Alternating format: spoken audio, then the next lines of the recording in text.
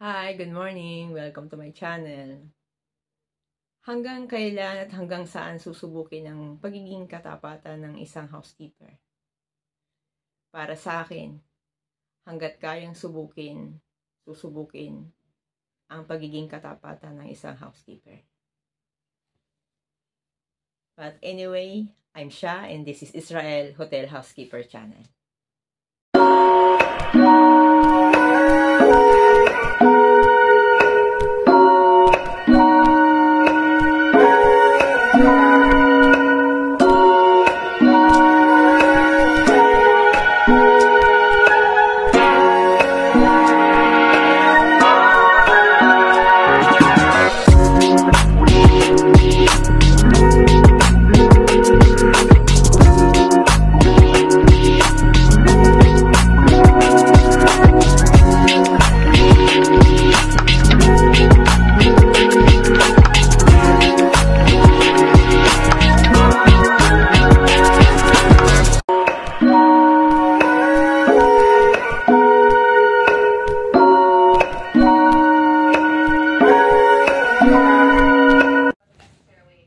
Bali, yan po yung sa may bintana na 5 shekel. Yun naman sa table, yun yung unang test sa akin. Diyan pa rin siya.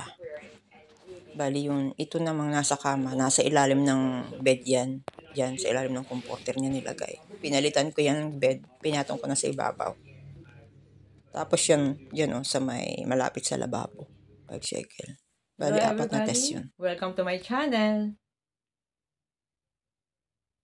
Minsan natatanong ng iba na paano ba malalaman kung yung pera na nasa loob ng room na nililinis niya na iniwan ng guest ay para sa naglilinis. Yan po ay naranasan ko marami ng beses.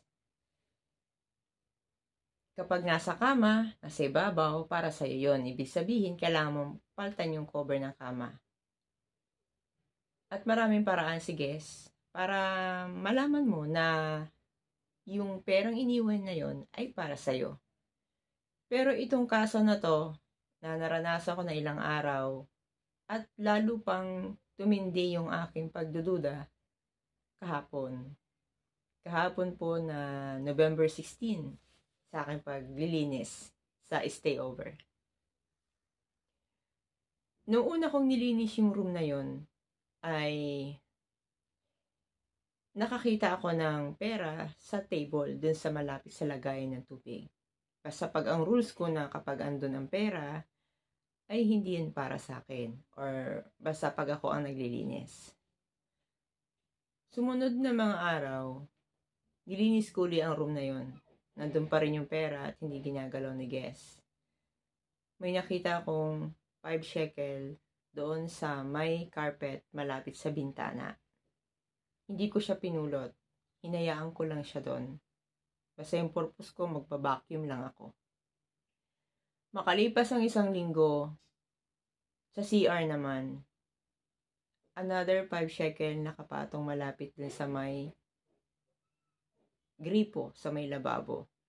Mga 3 dangkalang layo doon sa lababo. Pinabayaan ko lang siyang naroon. At habang ako naglilinis sa mga susunod na araw, ang 3 location ng mga pera na yon ay nandun pa rin. Nandun pa rin ang mga pera na yon. Sa may bintana, sa may lababo, at sa table. At ito ng kahapon, dahil yung guest na lagi naglalagay ng don't disturb, nagtatanggal na siya lagi ng don't disturb. At nung sabi ko kailangan kong palitan na itong cover ng kama niya, kasi hindi ako nag-change kahapon dahil malinis naman yung bed niya. Pagtanggal ko ng comforter, sa ilalim ng comforter ay may nakalagay na 10 shekel, 1 10 shekel at 1 shekel. Bali 11 shekel yon. Pero yung pera ay natatakpan ng comforter at ang comforter po ay hindi magulo. Yung part na yon. Naisip ko na yun ay maaring natutulog siya, may bareya siya sa bulsa at talaglag. Or nilagay niya talaga yun doon. Kasi po, kapag ang pera sa room ay para sa guest, hindi po yun itatago. Ay, kapag ang pera sa room ay para sa naglilinis, hindi po yun itatago sa ilalim ng guest, kundi ilalagay sa ibabaw para makita agad ng naglilinis. Kaya inayos ko yung bed at inayos ko pati unan niya at yung 11 shekel ay inilagay ko na sa ibabaw. It means na nilinis ko yung kanyang bed at pinalitan, kaya inilagay ko na sa ibabaw yun, hindi ko kinuha. Yun, sabi ko, ang guest na to ay sinusubukan ang aking katapatan bilang isang hotel housekeeper. Pero kinakabahan ako, di ba? Mahirap, syempre, matukso ka. Kasi nung mga time nun, meron akong guest na halos every other day, nag-iiwan siya. Yun ay para sa akin. Tapos nag-iiwan siya uli. Ganon. Hindi naman siya naghahanap na uminawala. Yun ay para sa akin. Pero yun hindi ko talaga, dahil dun sa mga test na ginawa niya, kahit saan siya maglagay doon, hindi ko yun kukunin. Hanggat wala siyang iniaabot. Dahil kakaiba yung guest kong ito. Na nagtatanong siya sa akin kung may simbahan sa lugar na to. Siyempre, inaano niya kung anong klaseng pagkatao ko. Kasi kung meron, binigay ko pa ang number ng pare. Tapos tinanong ko siya kung nagsimba na siya. Hindi daw, kasi may trabaho siya. Maaring alabay lang niya yun.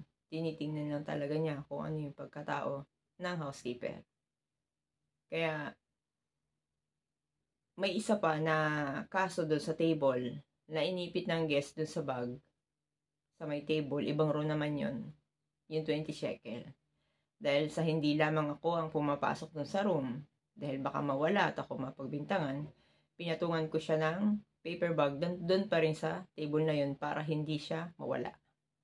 At kapag nag-complain, hindi ko na problema yun. Kasi baka malipad, nakaganon lang siya doon sa bag eh.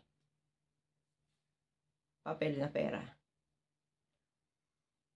At anyway, nawa marami kayong natutunan sa aking naibahagi sa araw na to. Thank you for watching. Bye-bye.